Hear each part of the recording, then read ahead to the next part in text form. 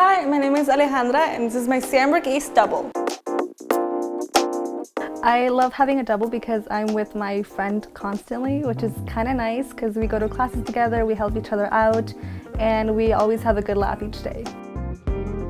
We put our beds next to each other just because we wanted to have more space on this side of the room, and we try to bounce off ideas of each other and make sure that they really mesh the styles together but also have individuality. I really love plants and flowers because that's what my mom has at home, so I kind of wanted to bring that here, and most of my decor has more like green or neutral tones that make me feel a sense of home. So we have built-in closets, and it really is up to organization to make sure that it's kept clean and that everything has a place. We also have cubbies under our beds that we like to put our stuff in, and it makes everything look more organized and clean.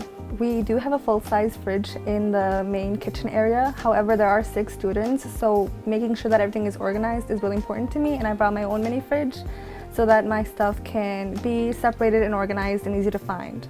I love the view of my dorm. I get to see the city skyline and the lake, and it's really beautiful at night especially because you can just look out and feel a little sense of contentment.